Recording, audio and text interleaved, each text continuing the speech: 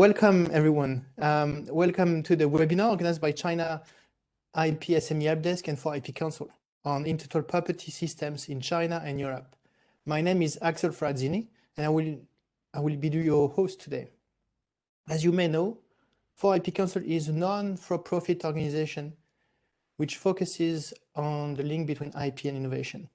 To identify the most relevant topics and produce empirical research, we work closely with a wide variety of academics, experts, IP organizations, and stakeholders.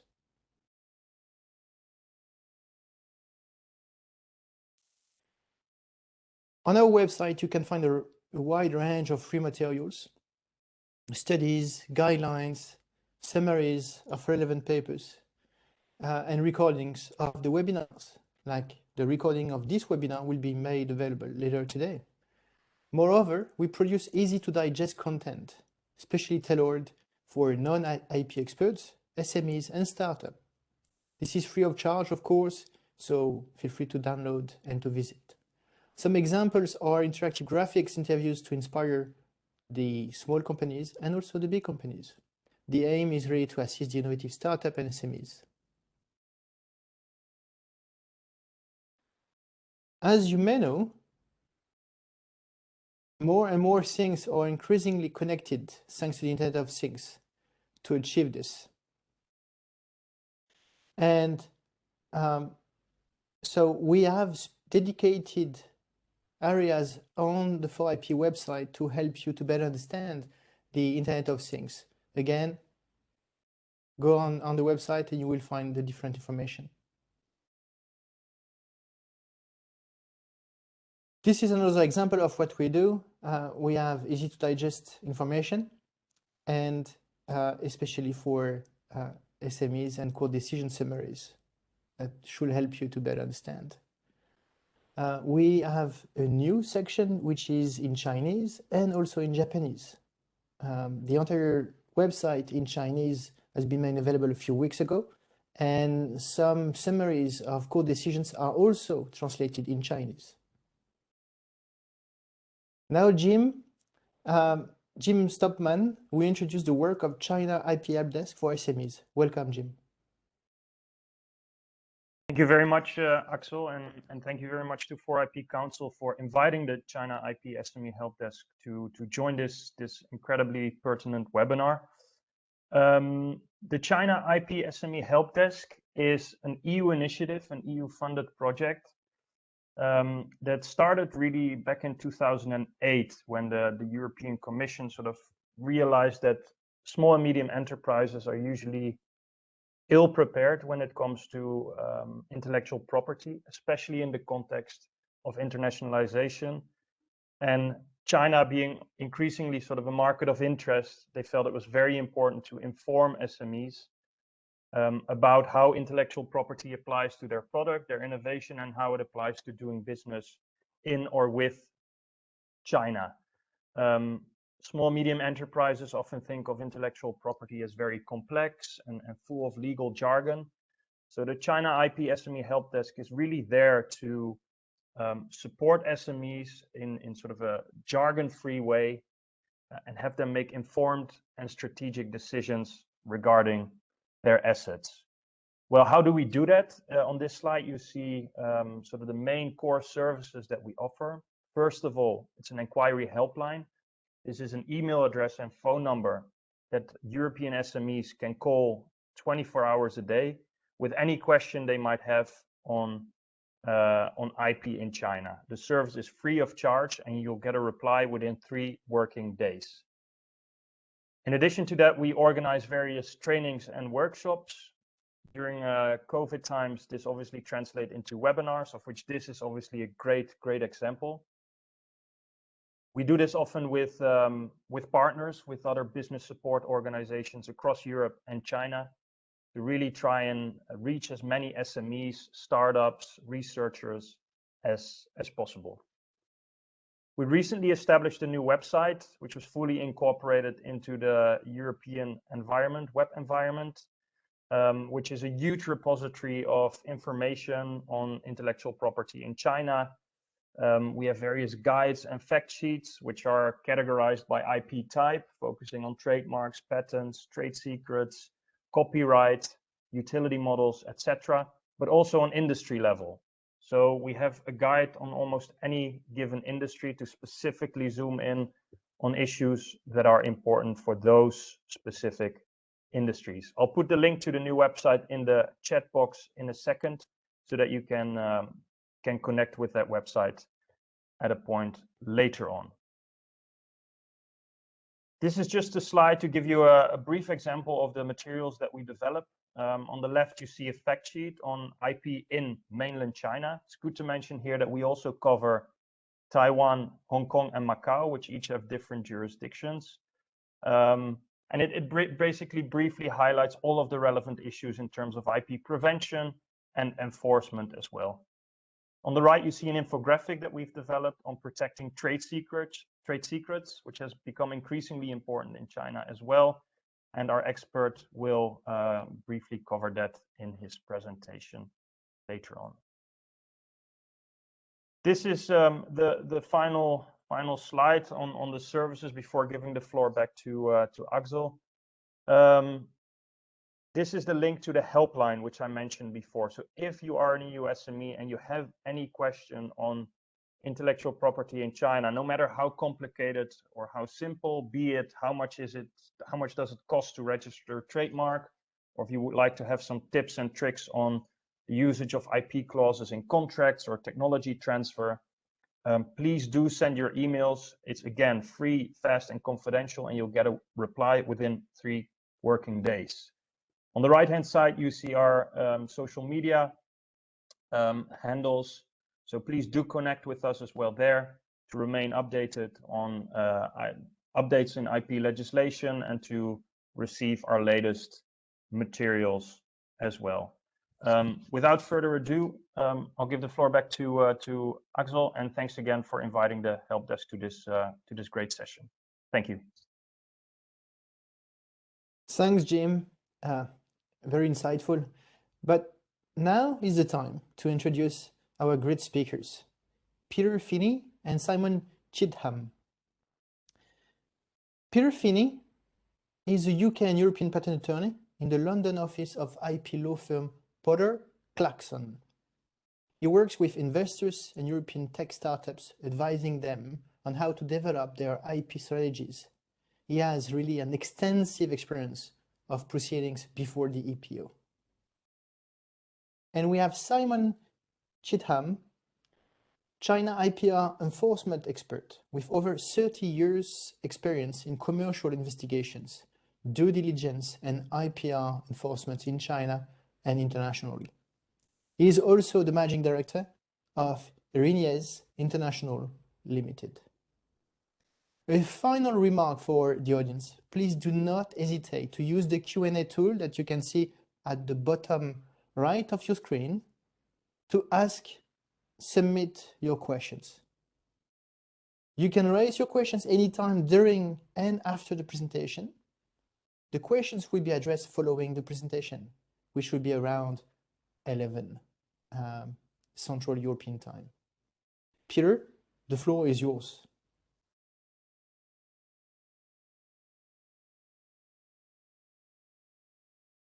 Thank you very much, Alex. I'm very pleased to be here today and to be talking with you all.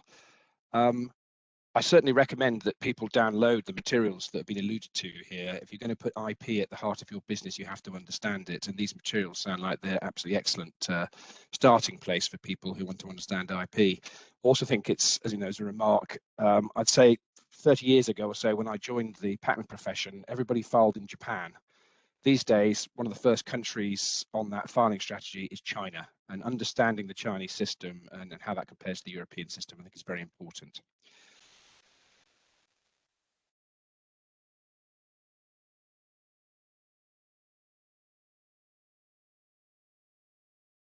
Value and benefits of intellectual property, and talk through some of those areas before going on to talk about the European system. If you're an SME, if you're a startup, particularly if you're seeking funding, one of the initial key benefits of intellectual property is in attracting investment.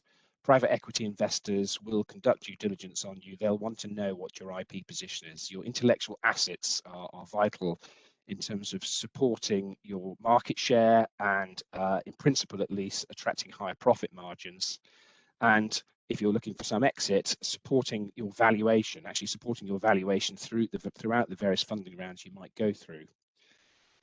Intellectual property and having intellectual property puts you in a keen position if you need to work and collaborate with other technology partners, and so it is important that that you understand your intellectual property and how it fits within your business plan. Now, I say, how does it fit within your business plan? What a business plan rarely has is a section which deals with intellectual property strategy, and I advocate that having an intellectual property strategy is absolutely key. So let's just talk a little bit about that. I've gone the wrong way again. What is an IP strategy? Well, it's just a framework for the development and commercialization of your technology. I'm going to show you an outline business plan mind map in a moment, and you'll see that there are various threads of intellectual property through the various arms of any business plan. And particularly when you look at how you're going to develop and commercialize your technology, IP will feature quite heavily on that. It also is a framework for the development and ownership of intellectual property rights. You've got to understand whether you own them, whether you're licensed, whether you need a license, and so on. Great many due diligence fail when it turns out that technology in play, the intellectual property rights, aren't owned by the party who say they own them, that they haven't signed the right agreements, and that there's some form of dispute. And that can ruin the valuation, ultimately lead to somebody walking away. Having intellectual property is generally regarded as an exclusive right, a right to exclude others. So just because you have a patent doesn't mean that you can actually sell your technology. You have to be cognizant of what intellectual property rights other parties have, whether that's naming your product, calling it something that is owned by somebody else in terms of a trademark, whether you have copied elements of somebody's software, whether in fact you just inadvertently fall within the scope of somebody's earlier patent that you're unaware of. These are all risks that need to be managed.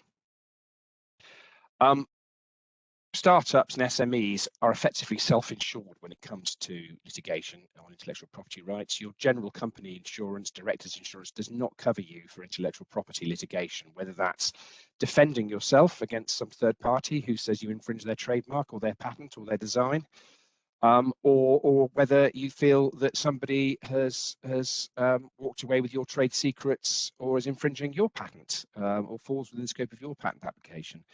So if you don't have insurance, you're effectively self-insured, and intellectual property litigation of any sort is particularly expensive. So very early stage companies, it's really about acquisition of intellectual property, but in the longer term, you do have to have a strategy as to what you will do if somebody misappropriates your technology, or if you're accused of infringement of somebody else's intellectual property. Registered rights, trademarks, registered designs, and patents in particular are not inexpensive, is how I'll put it. They are incredibly valuable assets, but the registration systems in place, they cost money. So there will be costs, not just one-off costs, ongoing costs that will go on for years. You need to have a system for identifying and budgeting for those costs and build that into your funding plans and your cash flow assumptions.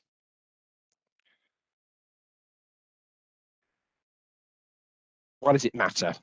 Well, in my experience, it deepens the understanding of the business and improves decision making if you understand where IP fits within the business and how that follows. And I'm going to show you a mind map in a moment of a business plan to illustrate some of those points.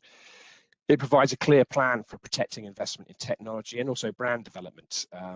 You're doing R&D, you're developing products, you're developing brands. You need to understand how you're going to protect them and what level and which countries and so on. You need that plan. It goes into budgeting, of course. I've talked about risks. One of the elements is to understand IP-related risks of the business. And of course, if you understand those, you can mitigate.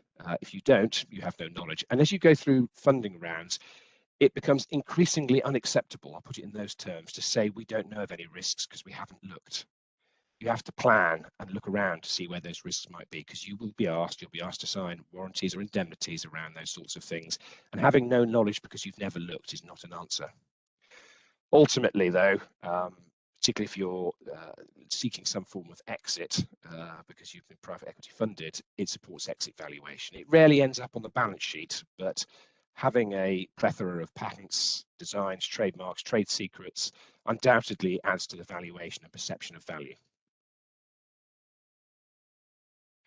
I mentioned the business plan. Hopefully you can all see that. It's rather compressed on this page, but this is a generic business plan which we use when we're talking to clients about where IP fits within their business.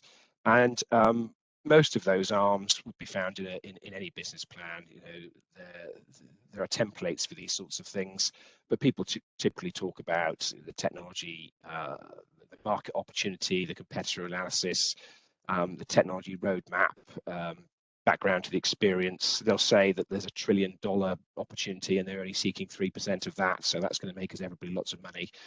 But it has a number of limbs to it, many of which relate to intellectual property. So competitor analysis, I talk about risks. Some of those competitors will be doing the same thing as you. So they are potential risks in terms of their own intellectual property. That might give you a guideline as to where to look for potential trouble ahead. Market analysis, that tells you where you might be able to sell these things. That might inform on patent, trademark, and design filing strategies. You know, do I file in China? Do I file in the US? Do I file in wherever? The technology roadmap ought to be a look ahead to where you're going to be focusing your R&D efforts and where you might expect to find innovation, whether that's patentable innovation or further development of trade secrets, for example. Funding requirements, if you're doing friends and family funding at the beginning, no IP due diligence. If you're seeking 5 million of private equity VC funding, lots of due diligence. You have to be prepared. Directors' experience. One of the things we look for on due diligence is who's actually in charge of intellectual property? How far has it been pushed away from the board? And the arm that we rarely see is the IP arm, where people explicitly write down where IP fits, what IP they've got, and what plans they have to protect it.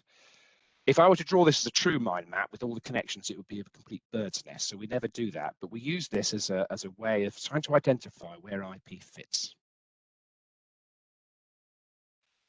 I illustrate this as a typical filing strategy. This might be a UK startup because they've started filing in the UK. Time zero, you file a UK application. You can get a search and exam report in the first year. That helps you to get some certainty over whether or not you're going to get a patent, not just in the UK, but potentially elsewhere. But at the 12-month stage, you have to consider where else you want to get patents. And most people don't know. We're going to talk about the PCT system in a moment, but you can file an international or PCT application, as it's called, at the 12 months, which you can see on the second row up there. And that then runs in parallel to your UK application. Now, if the US is a key market, you can file a parallel US application at that stage because it gets you a granted US patent sooner rather than later. And where US investment is concerned, that could be paramount. But it gets published at 18 months, at which point the world can read your patent. So you do have to bear that in mind. You know, the requirements for a patent application, heavy duty of disclosure, you will be giving away quite a lot of your key information in the hope of getting a patent. So you have to have some certainty. But the key thing that happens under this strategy is you've deferred filing what I would say foreign patent applications abroad in the US, China, and elsewhere for about 31 months from your initial filing date. So you have roughly 2.5 years. In that 2.5 years, you have to get some certainty the technology works, that it's worth having patents, at least on the basis of the inventions you filed for, because you can see the costs suddenly fan out. Now, this is just one timeline for one invention, for one patent. Imagine that you've invented 3 or 4 things fairly early on. This will nest together and these costs will come together, which is why I say you need an IP strategy for managing those costs. I mean, that's just a broad outline to show you how you can use your local patent system followed by the international system and ultimately, in this diagram, the European patent system and the Chinese patent system. So let me just move on now to an overview of the IP system in Europe. Now, this is a fairly brief overview because the IP system in Europe is quite complicated. The primary types of intellectual property include patents, trade secrets, copyright, and that includes industrial designs as well and registered designs. and trademarks. Of course, patents and trademarks and designs have a registration system, and Simon's going to talk about the registration system in China a bit later on. And but what you have to understand that within Europe, there's a mixture of European Union and national law applies. And what do I mean by that? Well, the European Union issues regulations and directives. Regulations have immediate effect. Directives have to be implemented by national law, and there's a degree of latitude in terms of how you implement them.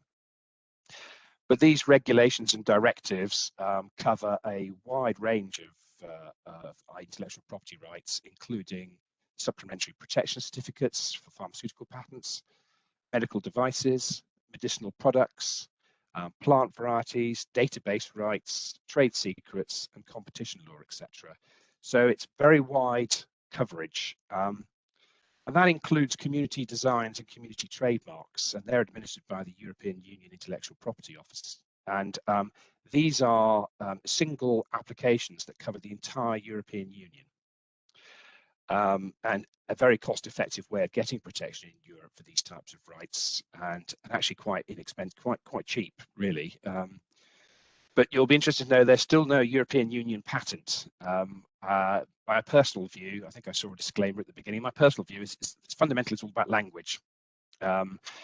Nobody wants to have, let's say, for example, English as the dominant language for patents in Europe. And so although all the law is there, in fact, the UK law has the community patent baked in, it's just not been enacted because no one's agreed upon it yet. So you can't get a single patent in Europe covering the entire European Union. And we'll come on to a bit more about that in a moment. Enforcement litigation is one area where the European Union doesn't really have any particular direction. It is carried out by national courts. So you will get variation across Europe. If you were to enforce the same patent across Europe, you may get different answers. You're not supposed to, because the law is supposed to be the same. But the courts and how they enforce it are differences. There are differences typically driven by difference between common law and civil law. Common law UK, civil law Europe, but even within Europe, you'll find the Dutch interpretation is different from the German interpretation. German courts deal with the validity of a patent separate from the infringement of a patent. So you do get these local variations, which requires you to do what's called forum shopping, find the appropriate forum that suits you. And sitting above all of that is the Court of Justice of the European Union that interprets EU law, and that sits there to ensure harmonisation. And notwithstanding Brexit, the UK is largely harmonised on all of these points, and our Supreme Court, also looks to CJEU, or has done in the past. And I can imagine it will always keep an eye on it. My final point, though, is that the European Patent Convention sits entirely outside of the European Union. It is not a European patent system. It is a system for granting patents in Europe, governed by the European Patent Convention and administered by what's called the European Patent Office, or the EPO. And that's where I ply my trade as a European patent attorney, working for direct clients in Europe, but also clients from around the world, from the US, from China, et cetera, filing patents and getting them allowed and dealing with those proceedings. And I'm going to talk about the European patent system in particular today, for those who aren't going to be interested in that. So the patent system in Europe generally has these three interlocking strands here. You've got your local laws, UK Patent Office, the German Patent Office, etc. You have the European Patent Office that can also grant patents, and you have the Patent Cooperation Treaty, which allows you to file an international application to defer, as I showed you in my earlier slide, your decision on which actual countries around the world, including the UK, Europe, Germany, and so on. So there's multiple possibilities for getting patents in Europe. You can start almost on any one of these three strands. You can file a British application, then a PCT, as I showed you. You can start by filing a European application, then a PCT. You can get to the European Patent Office by any one of these routes. So it's quite complicated, and it does come down to having a filing strategy which understands what each of these patent offices is going to do for you, at least in that first year or first 18 months, and what degree of certainty you're going to get out of that in terms of patent protection, not just locally, but on a wider level. The map tells it all. That's the coverage. I hope that map's more or less up to date. Those are the countries covered by the European Patent Office or the European Patent Convention. you'll notice there are countries there that are not members of the European Union. So it's not exclusively a club for EU members, but obviously it's dominated by EU members. The UK, again, despite Brexit, is not affected by that because it's not an EU treaty. What are the benefits, though? Well, it allows you to file a single application in one language, bearing in mind the number of languages that you can imagine are covered by that territory. And it allows a single procedure that takes you through from filing through to grant. It doesn't actually grant you a European patent as such, because there is no one European patent, and instead there's a procedure at the end for validating in national countries. Now, they have offices in Munich, Berlin, and The Hague. I spend a lot of time going to all three of those, either in terms of prosecuting patent applications or dealing with post-grant oppositions, disputes between parties after grant. In terms of costs, you have to consider how many countries in Europe you want. If you only want the UK and Germany, you may as well file a UK application and a German application. Likewise, France, Italy, just file a local application. If you're looking at least 4 countries in Europe, you want protection in 4 or more countries, then this is the most cost-effective way of doing it for the reasons I've alluded to. Single application, single language, single procedure. The European Patent Office, I'm not here to blow their trumpet, but I think they are the best searching authority in the world. And there's a great reason for getting them to do the search as early as possible so that you get a reasonable prediction as to the allowability of your patent very early before you spend money on all these foreign patent applications elsewhere. But ultimately, when it's allowed, you have to take some further steps, which I'll explain in a moment, in order to validate the patent in national countries, which is when you have to then sort of pay some more fees and possibly do some translation work as well. In terms of patentability at the European Patent Office, an invention must have technical character, it must be new, it must involve an inventive step, and it must be industrially applicable. Now, I'm not going to give this one at length today, but I always give as an example a pair of slippers or pair of shoes with light bulbs on them so that you can walk around in your house at night without having to switch all the lights on so you can see the floor illuminated around you. That's new. Let's assume that's new. The big question is as to whether it's inventive. Is it inventive to put a light bulb on something so you can light the path, so to speak? And those are where the arguments happen during patent prosecution. It's not just enough to be novel, you have to have an invention as well, which means it has to be non-obvious. Industrially applicable, one of the key things that's excluded there, which may be relevant to some people, is methods of treatment by surgery, for example, are not considered to be industrially applicable because they do not wish to grant patents to stop clinicians from doing their job. Certain types of innovations are considered not to be patentable as such, and that includes pure mathematical methods, business methods, and computer programs. They're not recognized as inventions as such, but as I'll talk in a moment, it still is possible to get patent protection for those where you will have technical innovation. In terms of the procedure, this is courtesy of the European Patent Office website, the illustration on the right. But what that shows you is the procedure for a basic filing at the European Patent Office through to grant, possible opposition proceedings where third parties can oppose the grant of your patent, any appeal that follows from that. But this is the process. And on the left-hand side here, you can see you file it, it's examined initially just to make sure you've done it properly. They then carry out a search where a technically qualified examiner at the Patent Office will look through the databases of other patents and other prior art that they can find and see if they can find something that's relevant to your invention that might prejudice the allowability of it. At 18 months after filing, it gets published. It then moves into the substantive examination stage where the European Patent Office will take the documents and their preliminary observations and raise objections to the claims that you have submitted. So I've submitted a claim to a pair of slippers with a light bulb on it. They will say, well, that might be novel, but we think that's obvious because miners have hats that have put lights on it. What's the difference in terms of outcome? But if you're successful, it will then be allowed. And at which point you've got the expensive bit really in choosing, or another expensive bit in choosing which countries you want. Some countries are inexpensive because they don't require separate translations. Other countries require translations of the claims only. Some require, I think, translations of the entire specification. So if you've got a very long patent, that gets expensive. And that is the downside of the European system, is the language bit. And as I said, it's one of the key reasons why we don't have a community patent. It can then, for the next 9 months, be laid open that anybody can oppose it. And that's one of my specialties, is opposing other people's patents to try and stop them getting patent protection that might affect my client, and whether that's in the telecommunications field or pharmaceuticals, etc. Now, getting the best out of European patents requires a rigorous approach. Filing patents is not stamp collecting. Getting a certificate on your wall is not the key here. This is a commercial vehicle, and it requires investment, not just money, but your time. Now, some people want to file patent applications really cheaply to begin with, and just file a few pages, maybe some inventor's notes. That doesn't cut it anymore. No one will really advocate you do that.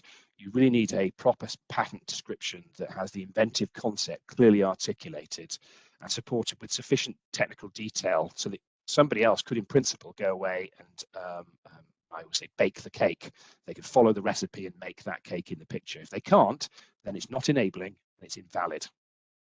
Also, during patent prosecution at the European Patent Office, and the same is particularly true of China, if you make an amendment to try and clarify your claims to get around the prior art, then you require strict support, which means you have to have had a good disclosure in the first place. So 2 or 3 pages of disclosure is not a substitute for a good 20, 30 pages of technical description with all the options outlined. It is very important when you're considering innovation, and ultimately when you then write your patent application, to be clear what technical problems are being solved. Patents are granted for technical innovations. It is a very European approach, but the approach is predicated on you must be solving some technical problem over some bits of prior art. That's how they work. So you must be very careful to try and fit your patent application around that methodology. I'm solving a technical problem in this field, and I've done it in a non-obvious way. Or potentially I've identified a technical problem in this field, and my invention to solve it is inventive. You can, and this is relevant for startups seeking funding, or whether you're concerned about people infringing your technology already, you can request accelerated search and/or examination. It's called PACE, Procedure for Accelerated Examination, to speed up grants. You don't have to be on the slow track if you don't want to. There are mechanisms around the world for speeding up the grant of patents, and you can do that as a group, or you can do it selectively, depending upon your market and the opportunities that are coming up. Key to it all is to ensure that your patent claims always map to your commercial products. Let's say this is a commercial vehicle. Your patents need to protect what you're doing, and you want claims that map to them. In due diligence, we find patents that maybe filed 3 or 4 years ago, and they don't cover what you do anymore because the technology's moved on. Again, another reason why you need an IP strategy. The other thing is be careful what you say during patent prosecution. The words you use, the arguments you use will echo through eternity, and people like the US Patent Office and the Chinese Patent Office are watching to see what you say in other jurisdictions. So we look for consistency of arguments, and we need to make sure we don't say anything that might prejudice our approach elsewhere.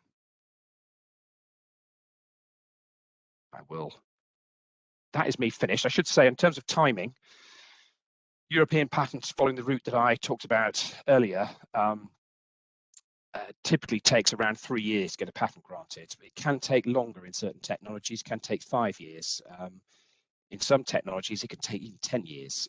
But as I say, in which circumstances you can ask the Patent Office to accelerate and get a move on with it. But that's me. That's a whistle-stop tour of the European system, and perhaps a bit about the value of intellectual property and how you need to match that to your business plan. I'm now going to hand over to Simon Cheetham to talk about the Chinese system. Thank you very much, Simon. Thank you, Peter. Much appreciate that, and my thanks to Axel for the kind introduction earlier as well. I'm hoping we will have the first slide come up shortly. I'm not currently seeing it on my on my screen, but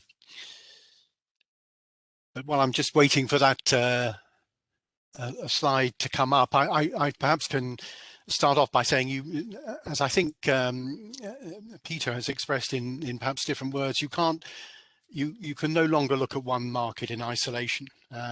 Clearly, goods and information flow from country to country. And China, being the world's largest exporter now, If it is not, it should be on virtually everybody's horizon. So I'm hoping to, as I say, to bring up my... Simon, you should be able to see the slides. Everybody can see them. Everybody can see them. Well, I'm for some reason I can't see the slides, but anyway, I can see a slide number. I'll just proceed as best I can. Axel, the first, please confirm the first slide then is showing the discussion theme that's up now. I'm not the host. Okay. Marta, can you make me the host, please? Currently, Simon, we can see the slide 19. So Getting the best European patents. So basically, you will have to go to the next one. You are currently the presenter, so you should have all the privileges now to move the slides. I have just moved on to the next slide, which I say for some reason my screen is blank, but it should be showing the topics I'm hoping to cover in this presentation this morning. So the first will be a look at how intellectual property is administered in China, and then take a look at the main differences between China and Europe. We'll take a sort of side-by-side comparison of rights in both jurisdictions. And then we'll zoom in and take a closer look at prevention and enforcement of intellectual property rights in China, have a quick look through a case study to illustrate one or 2 points, and wrap up with what I hope will be some useful takeaway tips. So with this context in mind, I'm moving on to the next slide, which I hope is showing the fast progress in China. Really, the theme here is big developments. There has been a restructuring of the IP registration, management and the enforcement government bodies in China, really part of a bigger reorganization first announced during China's 2 sessions meeting back in March 2018. This has resulted in merging together the State Intellectual Property Office and the China Trademark Office under the China Intellectual Property Administration, or commonly known as the CNIPA. This has been what we see as a beneficial move. You're now looking at greater resources to handle and enforce intellectual property cases, as registration and enforcement are now handled by one entity. And we're also expecting, and indeed have seen, evidence that there's been a more unified institutional approach by the unification of Chinese governing bodies dealing with intellectual property rights. But just to pick 1 or 2 other highlights on this slide, the most recent being the publication of the amended patent law. This was published first in October 2020 and came into force on the 1st of June this year. And the law introduced major changes with regards to invention and design patents. The protection period for design patents is extended from 10 years to 15 years. And one of the main reasons is that it would allow China eventually to join the Hague system, which regulates design rights, which requires a minimum protection period of 15 years for design patents. The amended law allows companies to register partial designs, which is a common practice in the EU and USA, but partial designs were not heretofore recognized in China, where design patents could only be obtained when applied for together with a product.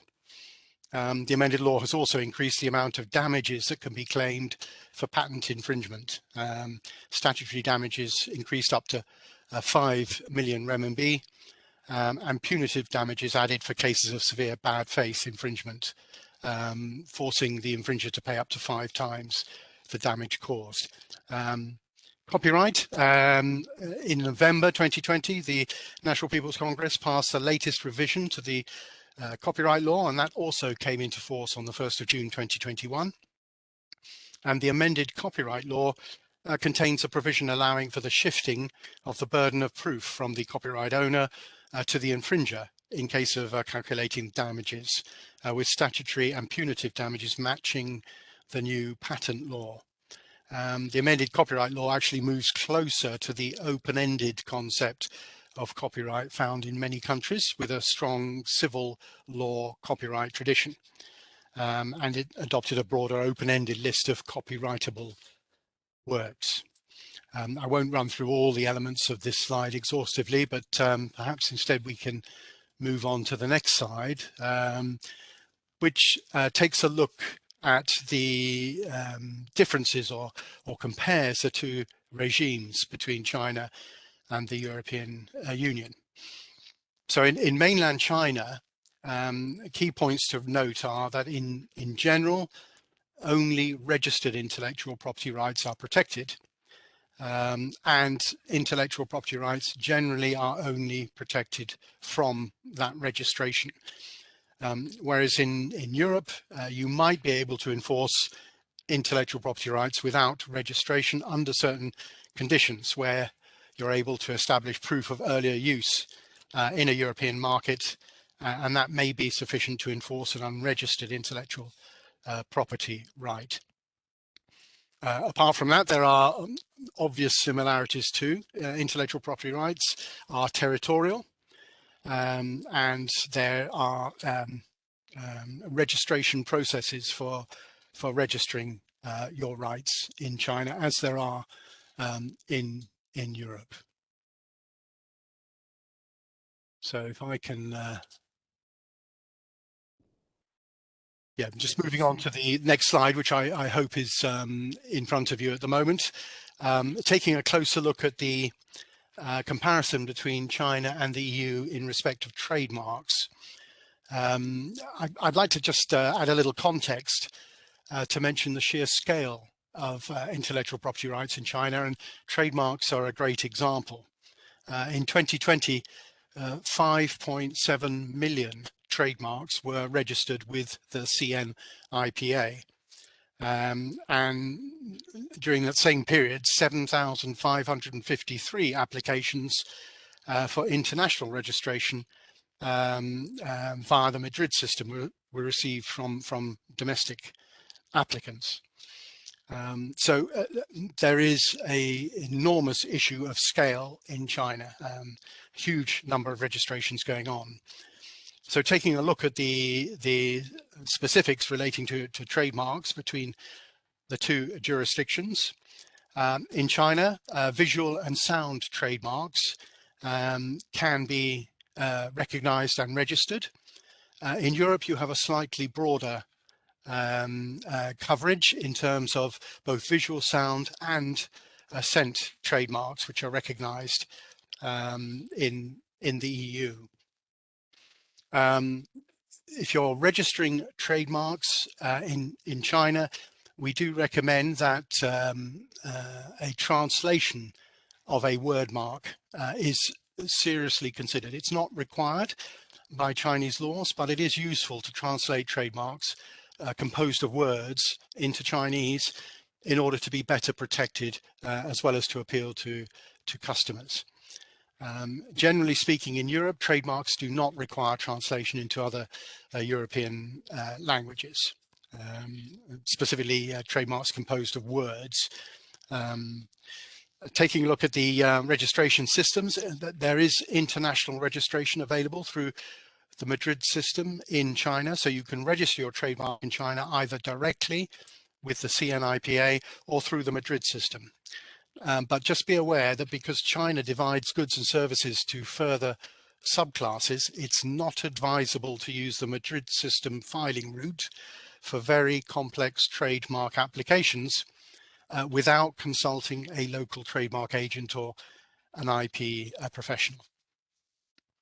China also uses the international classification of goods and services, but does make a further subclasses division. The international classification of goods and services, the NICE classification, is divided into 45 classes. However, in China, each of the 45 classes is divided into subclasses. So it's crucial to have the correct subclasses registered. And again, the recommendation is work with or get help from legal professionals experienced in Chinese laws and regulations to manage your application. So taking a look at patents in Europe and China. Peter's covered in great detail the patent situation in the EU. In China, in terms of registration, it typically takes 3 to 5 years for invention patents to be granted. Invention patents, like Europe, are valid for 20 years. However, you are also able to apply for utility model patents in China, and these are normally granted within 1 year. In terms of applications, invention patents made in China need to be made on a first to apply basis. And if a invention patent made in China is to be made outside of China as well, it is necessary for a confidentiality examination to be made by the State Intellectual Property Office in China. If this application is not made, then the party can never obtain a valid patent in China. So just be aware of that. There is no comparable requirement in Europe. I mentioned utility models, and these are a widely used form of intellectual property for inventions in China. Utility models are new technical solutions which involve the specific shape or structure or both of a product and which are fit for practical use. They are granted faster and they require no substantive examination. As you've heard, the PCT filing route is also available in China. But you can also file directly with the CNIPA if that's the path you choose to use. Just to emphasize that there is a common practice in China of parallel filings of both utility model patents and invention patents. And in this way, the applicant benefits from the early granting of the utility model, which normally is issued within 12 months, as well as from the longer term protection of the invention patent. So if you are applying for both in parallel, once the invention patent is granted, the utility model would have to be abandoned. In 2020, the CNIPA granted or authorized about 530,000 invention patents, bringing the total number of patents granted in mainland China, this excludes Hong Kong, Macau and Taiwan, to 2.2 million. The number of invention patents per 10,000 people reached 15.8. And this actually exceeded the target expected in the outline of the 13th National 5-Year Plan in China, where specific statistics were set for the number of invention patents per 10,000 people to be achieved. In 2020 also, about 2.3 million utility model patents and 732,000 design patents were authorized in mainland China. So moving on to look at other rights and compare them between the EU and China. In China, there is no unregistered design protection.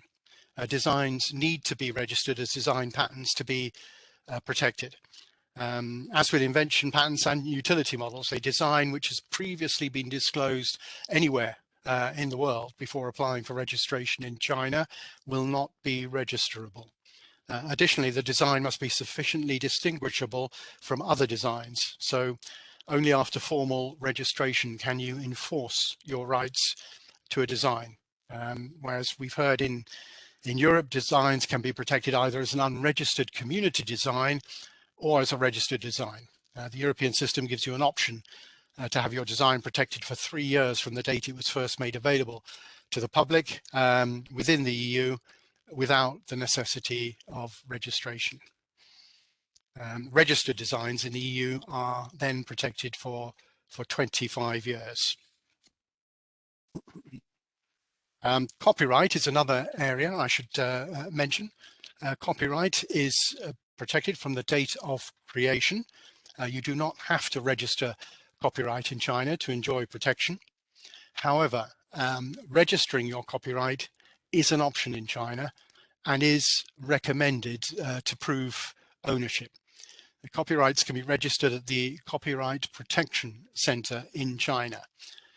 In terms of databases, databases can be protected with copyright as compilation works, but to qualify as a compilation work, those works have to be a collection of data and have to be arranged in a way that adds value to the data, such as through the selection or arrangement of the data or the originality in the presentation of the data. Databases can be protected in Europe through copyright if they are original intellectual creations.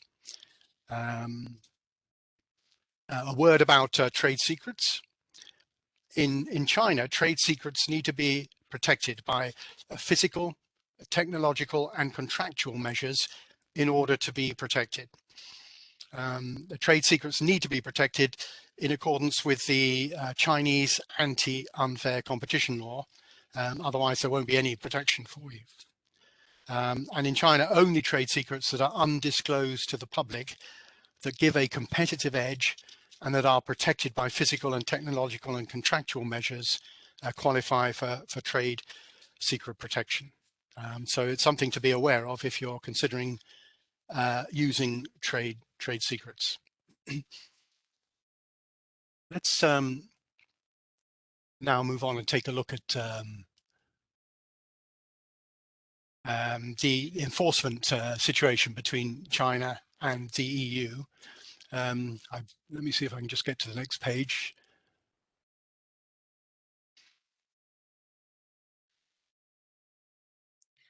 Simon, we are already in page 26. Okay, so I can't see the slide. So is that the China EU enforcement comparison slide? Yes, that's right. Okay, terrific. Thank you. Okay, great. So so in China, I think perhaps the notable difference is that in general, the intellectual property rights holder carries the burden of proof. So that means that it's generally up to the intellectual property rights holder to collect evidence to be presented in court in the majority of cases. You also need to be aware that all evidence must be notarized by a Chinese notary public, otherwise it will not be accepted. However, in accordance to the revised trademark law, in certain circumstances, the infringer can be ordered by the court to provide evidence. In Europe, on the other hand, the courts can generally help the intellectual property rights holder collect evidence by ordering the suspected infringer to provide relevant information and evidence. So there's a difference in evidence, in emphasis between the two. In China, the court determines the time limits for producing evidence in the pre-trial preparation phase. So this time limit may be negotiated by the parties and needs to be approved by the court. And all documents relating to the case must be submitted in Chinese and, as I say, must have notary confirmations. Whereas in Europe, evidence can be presented during the whole court proceedings, generally speaking.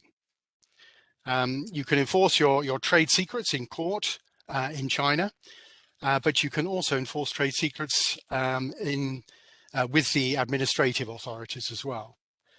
Trade secrets are not only protected under civil and criminal law, but also under administrative law. In China, the main difference also is that you have the option to take administrative action, which offer relatively fast and cost-effective ways to deal with trademark and copyright infringements and to gather evidence for patent infringements. Generally speaking, administrative bodies are authorized to carry out raids, to confiscate infringing goods and impose fines on the infringer. However, they cannot award compensation for damages. And in terms of copyright infringement or online copyright infringement, these can be dealt with in the internet courts in China. There are 3 internet courts in China, in Hangzhou, in Beijing and in Guangzhou, and they have jurisdiction in online copyright infringement cases. And usually they are faster and more efficient in solving this type of case. And proceedings of each case are handled by these courts from lawsuit filing to verdict announcement. And all is made available online to save the parties traveling costs. And in fact, I should also mention that the Supreme People's Court of China published a provision in 2019 allowing them to accept evidence obtained electronically, such as through blockchain, which may be relevant in proving copyright. So I'd like to just move on to a closer look at prevention and enforcement in China. Because this is often a topic that's raised to us at the help desk.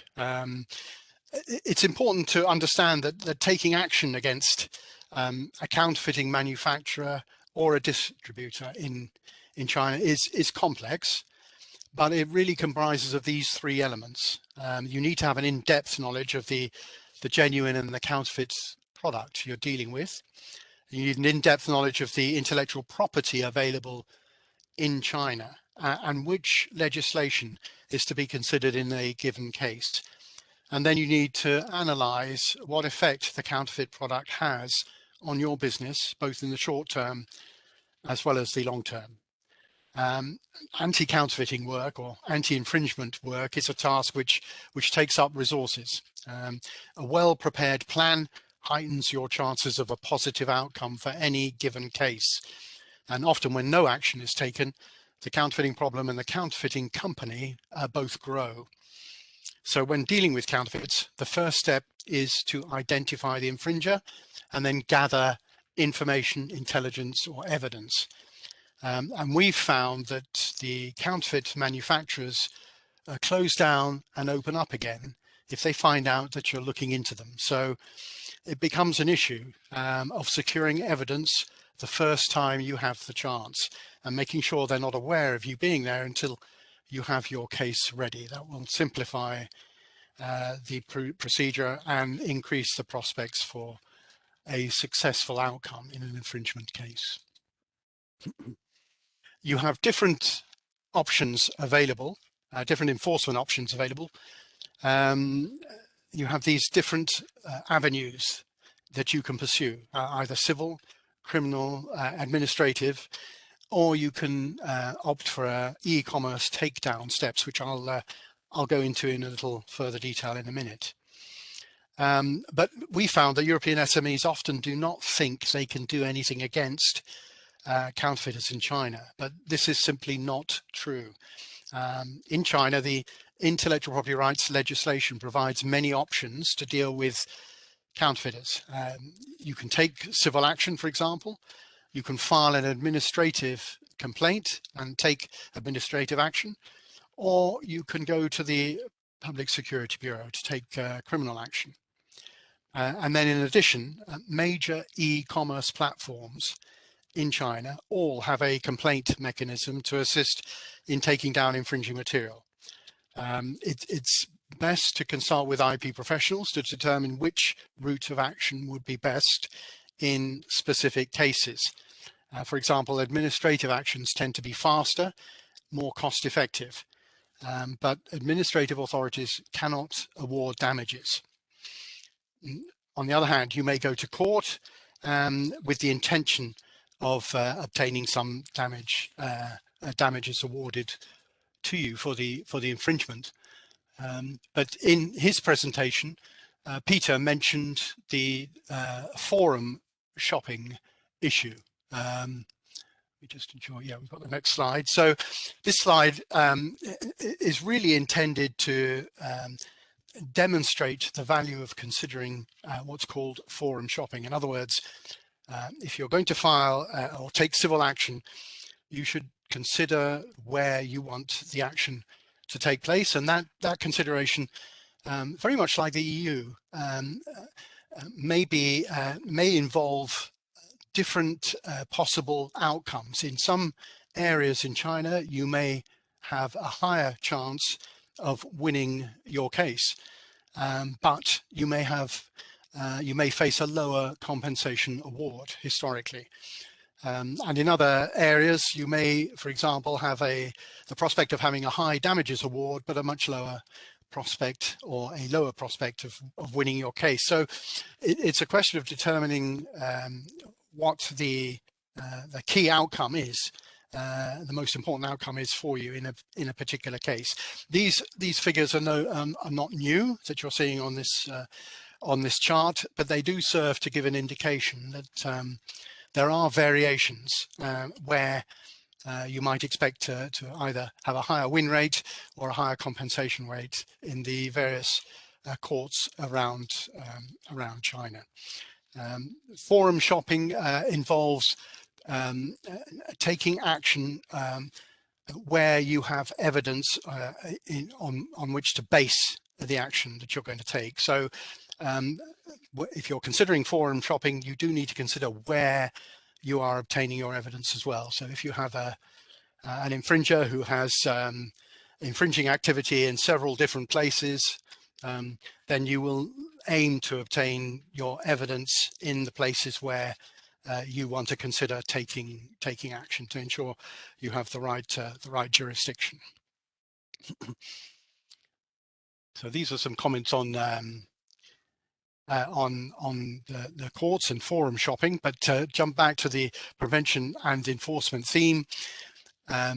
Enforcement is really a last resort. I'm sure most of the audience here are involved in business, so you want to be able to continue uninterrupted with your business, and therefore prevention is always much better than enforcement. And the key to prevention in China, and it's probably true in most other jurisdictions too, but very particularly for China, is through registering your intellectual property rights early enough and broadly enough to ensure that you have your rights in place in China. Our advice is typically, if you're in the process of looking to China as a new destination for your business, apply for your rights in China even before you step into the country or you start exploring what business activities you may undertake there. The sooner the better. Why? Because it's a first to file jurisdiction. Once you've secured your application and you have secured your registration, then you have more chance of an unfettered access to the market there. And if you own your rights in China, then it creates the space for your business to develop and for you to obtain a return on your investment as you look to expand and internationalize into the country. It also deters infringers. If they are aware that you've already registered your rights, then that serves as a deterrence. So really it is, the key message here is the earlier, the better. So I thought it might be helpful just to look at a short case study out of the many thousands of inquiries that we get at the help desk. But this particular case involved the protection of marketing videos on e-commerce platforms in China. And this case involved a Slovenian manufacturer of pet toys and accessories. And they undertook a very successful media campaign to increase market visibility in the EU. And the campaign consisted of a series of Instagram and TikTok videos where influencers were testing the products and giving their opinion on some of the products. And as I say, it was very successful. And on the back of that success, they decided to explore other markets. And they soon realized that pet accessories is a growing sector in China.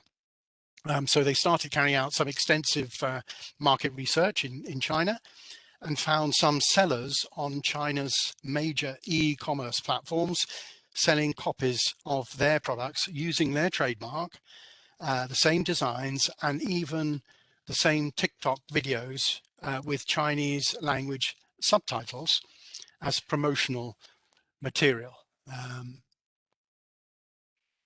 So clearly this was of concern. The business contacted a China-based law firm to explore its options against the infringers. And unfortunately, the Slovenian SME brand name was not registered as a trademark in China. So technically speaking, there was no trademark infringement involved. The SME had its brand name registered as a trademark in the EU, but the registration in the EU granted them no protection in China. And they also did not have their designs registered in China either. And since the products were already available in the market in the EU, the novelty was lost. The design had been disclosed, and as China requires absolute novelty for obtaining a design patent, design protection was not feasible. So in the end, they could only rely on copyright protection, as copyright arises automatically and registration is not mandatory. The 2020 amendments to the copyright law grant protection for a wider scope of audiovisual works, as the scope of copyright subjects was left open-ended in the new law. So the SME was initially concerned about the length and quality of their videos, especially of those made at home by the influencers. However, Chinese courts do not consider the length and the quality of the videos when determining whether these audiovisual works fall under copyright protection. As long as the audiovisual work is original, it will be protected in China. And so the most common and efficient method of proving authorship is by voluntarily registering one's copyright with the Copyright Protection Center of China, the CPCC. And this procedure is relatively inexpensive and can be conveniently completed online within about 30 days.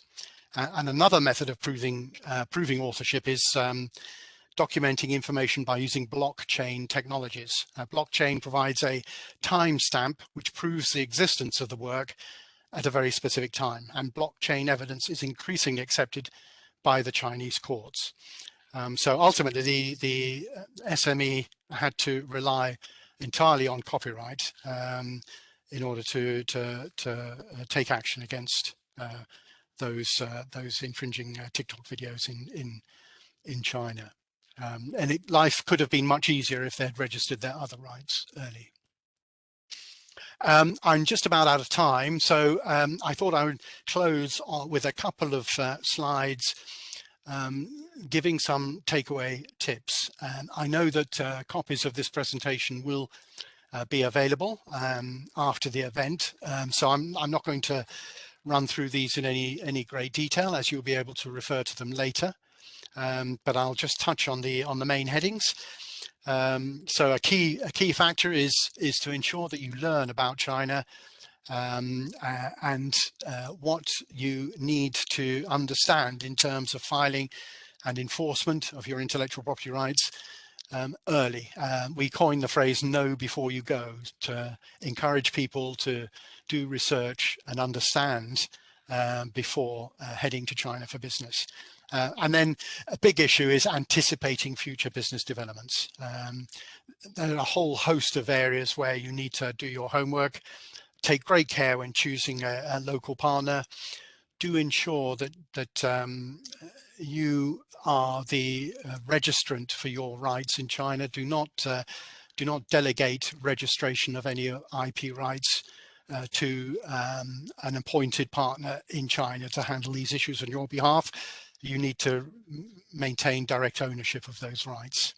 And add layered IP protection. So this really means that you may be aware that each intellectual property right is very focused, and narrow, both in terms of the territory where you are protected. So you have to register in the territory where you want protection, but in the span of what is protected as well. So a patent will very specifically protect that invention.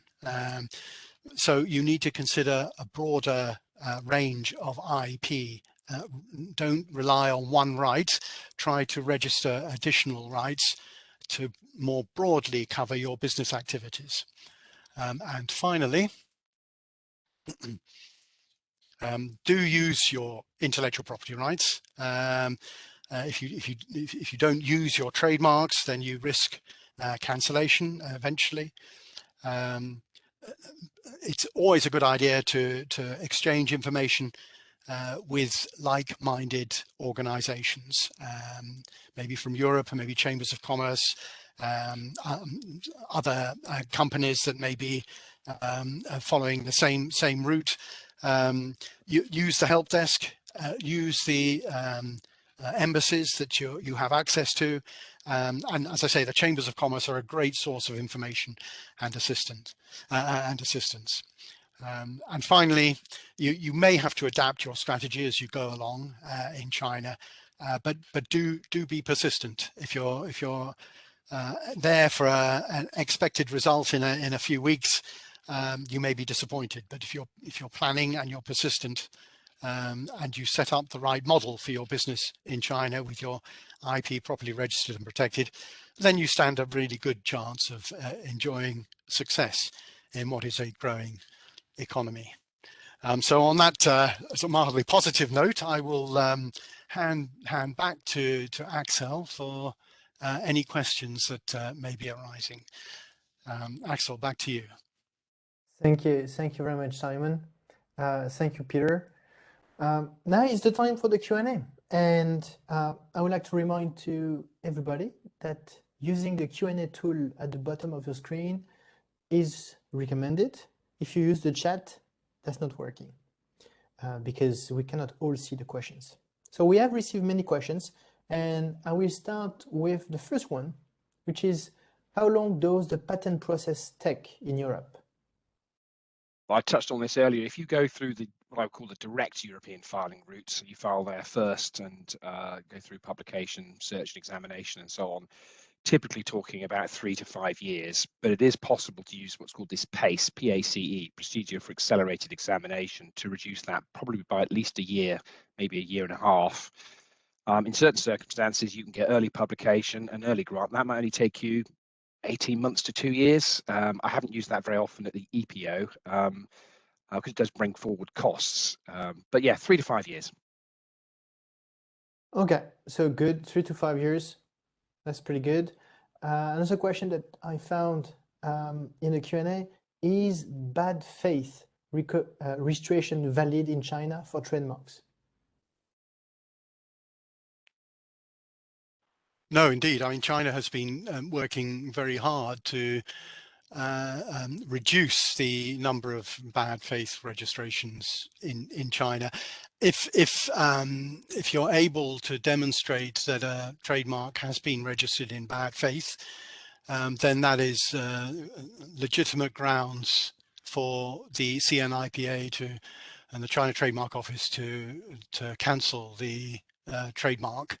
One of the ways perhaps to determine if an organization is registering in bad faith is to take a look at their registration activity. And this is something that actually European companies can do quite easily as well. And as a help desk, we'll happily guide you on how you can take this step. But you have a perfect right to search with the China Trademark Office in respect of registrations by a business in China to see what other trademarks they may have registered. And if you find that they have hundreds of trademarks registered, and many of which seem to be familiar names, then that in itself may give rise to grounds for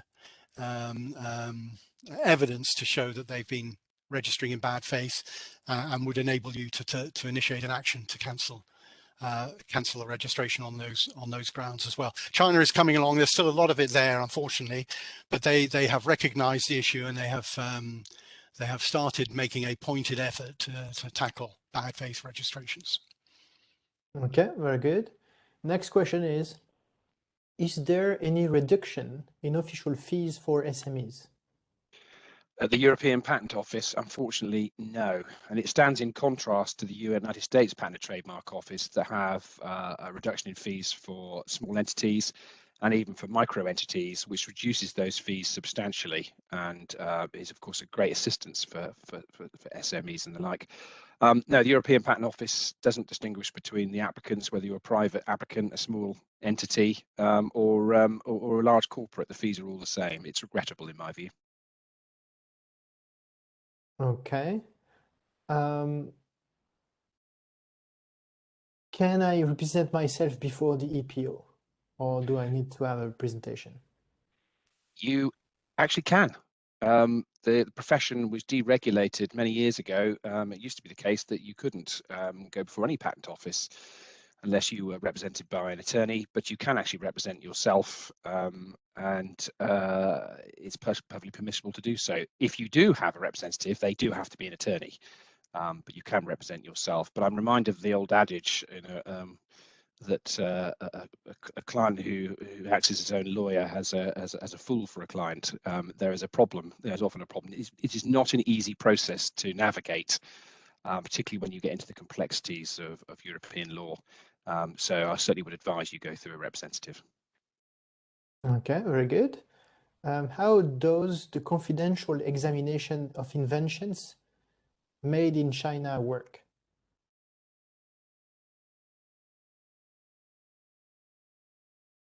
So I suppose the question was how confidential the examination is really in China. Well, this is, I know this is I'm not a patent agent, so I won't go into attempt to go into any great detail, but I will say that this is an area somewhat of contention. Superficially, at least, the area is kept confidential when China does do such an examination, but clearly this does raise questions. If you have an invention patent in China and you want to consider filing overseas, and to be able to maintain your ability to register in China, you really have little choice but to go through with the process. As I say, all I can really tell you is that superficially, at least, it is dealt with confidentially by the CNIPA. But you know, whether that is sufficient to make you feel safe with following that process is something I would have to leave up to you. Okay, thank you. Regarding the patent, why do I have to name the inventors? Well, that's for those of you who followed any of the recent cases around Dabus, the artificial intelligence inventor. You might have understood some of the issues there. Inventorship really points towards ownership, and what patent offices are keen to ensure happens is that patents are owned by the right people. So an inventor clearly is the person who might, except for some laws, be the first owner. But if they're employed, then their employer owns it automatically in most countries. And what they want to make sure is that the inventors are named so that they can object if they feel that either they're not an inventor or that they haven't assigned their rights to the person who's actually applied for it. So I might apply in the name of, say, BlackBerry and name 5 inventors. If they're all employed by BlackBerry, no problem. But if they're not, the Patent Office, they are interested to understand whether or not there's an ownership issue there, and it's a way of alerting people to potential abuse. But fundamentally, ownership of patents stems from inventorship. So you name the inventors, and then you ask yourself the question, well, how did I come to own it? And we find with SMEs that they might have an agreement that says, well, you'll do some work with us and we'll own the rights. That's not good enough. You need an assignment. So identifying the inventors before you file, because you're going to have to name them at some point, is an important step in terms of determining ownership. One of those key things I said you needed to address in your IP strategy. But yes, you do have to name them. Okay, and if I don't include one inventor, will it be a reason to try to get the patent invalidated? Not through the European Patent Office. In the US, it's absolutely vital you get the inventors named properly, because that can lead to all sorts of accusations of fraud and misconduct, and that can affect the validity and enforceability of the patent. In Europe, the European Patent Office won't investigate, but what can happen is if somebody's not been named, then they can object, and ultimately they could file national entitlement proceedings to say, look, they didn't name me because they knew if they named me, they'd have to show how they owned it, and we haven't got an agreement over that, so I'm at least a co-owner. So there are remedies for people who feel that they should have been named, and particularly if as a consequence it means that they should be a co-owner. Okay. In China, is it the same like in the EU or more like in the US? Yeah, it's closer aligned to the EU actually. So yeah, I would say it's closer aligned to the EU. Okay, thank you. Can I add new details of the invention after filing the application? No, you can't. That's why I say you have to get it right first time. Think of your patent application like an oil painting. It has to be finished and done, and you put the frame around it in terms of where you file it, but it is a finished painting. You can't keep dabbling with the paint and changing it year after year. You have to try and get it right first time. There is a mechanism within that first 12 months window for adding new matter in, but you have to file another application and claim priority from it, which is complicated. America has a system which needs to be understood as well to do with their continuation in part practice. But no, you can't, which is why you must do it properly first time. You can't make up for a lousy specification that you filed in a hurry by adding matter later, particularly during prosecution. It's fatal. Okay. Want to add something, Simon? Actually, I just wanted to sort of add in a sort of related comment. I know some of my colleagues working on patents in China have an issue about translations. If you're considering following the process and filing for a patent in China, there is a strong suggestion not to skimp on the translation process during the course of the application. If you try and save costs or try and take a shortcut to this, it almost invariably leads to problems. The issue can be complicated enough without creating more difficulties through having a poor translation done. So, you know, it just sounds like a logistical issue, but it's just worth bearing in mind that you have to translate into Chinese, and you need to have that done perfectly to stand the best chance of proceeding without too many problems. I absolutely back Simon on that one. There are cheap translators out there where you might be able to save $1 or $2 on your filing costs in China. But ultimately, you're then arguing based on what you think the English language or French or German language document says, and it doesn't replicate itself in the Chinese document. And China, I think I mentioned earlier on, European Patent Office have a very strict approach to support for amendments during patent prosecution. When you want to amend your claim to distinguish it over the prior art, you want to say something about the color of those slippers, not just that it's got a light bulb. You can't just randomly select things from the specification. China, in my experience, are even stricter. And US, relatively easy. Europe, strict. China, really strict. So if you've got a Chinese translation issue at the same time, you are spending a lot of money trying to work out why they won't accept it. And the reason is the translation's not good.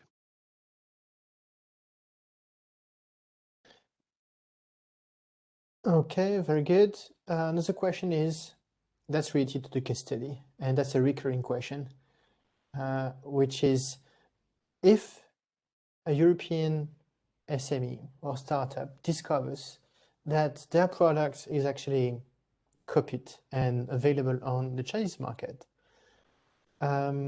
besides applying as much as possible, as soon as possible, trademark and whatever in China, what should be the first step? What would be the right approach for somebody who is actually in panic?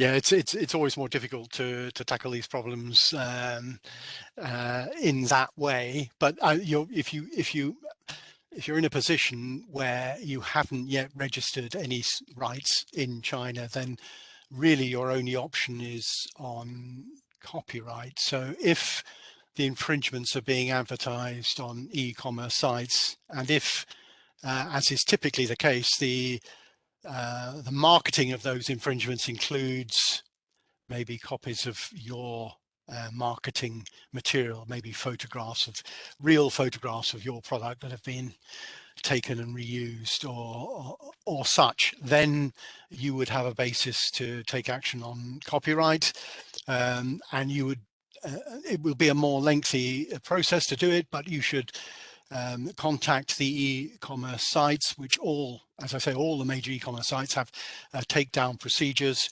and then you'll be guided through a step-by-step process. So you would have to prove copyright in the infringing advertisement or whatever it is that's displayed on the e-commerce site. If you have no registration and it's a product which does not copy your packaging and your appearance and maybe the photographs and your marketing material, then you're in a more difficult position, because you may lack the rights to be able to step in and take action. So still consider filing your rights as quickly as possible. Get your trademarks registered. Do consider filing copyright registration. It's not compulsory, but it will assist you with the takedown procedures and any other action in China. And just one other comment too. I mean, sometimes in Europe we focus so much on our business here and we're marketing and selling. And then surprise, surprise, we confront imports that come in from third countries, which are infringements. And so even though you may not have direct business activity in other countries, you still can't close your mind to the need to consider registering your rights in places where you are likely to face competition from imports, and which could be infringements. And as I said, China is now the world's largest exporter. So China should definitely be on your strategy in terms of places to look at and register your rights. Thank you very much. We are approaching the end of this webinar, but at least we have 30 questions pending, so I'm not sure where to start. Unfortunately, we are not going to be able to cover all those questions, but I would like really to thank again our speakers, Peter Finnie, who is from the IP law firm POTTER CLARKSON, and Simon Cheetham, who is from the ERINYES International Limited. I'm sorry for the pronunciation. But so thank you very much, because I strongly believe that it has been very useful for all the audience. At least it has been very, very useful for me. Later today, you will receive an email inviting you to complete a 1-minute survey about future topics you would like us to cover. So please reply to fulfill the survey. And again, this webinar has been organized with the China IP SME Helpdesk, which is really appreciated.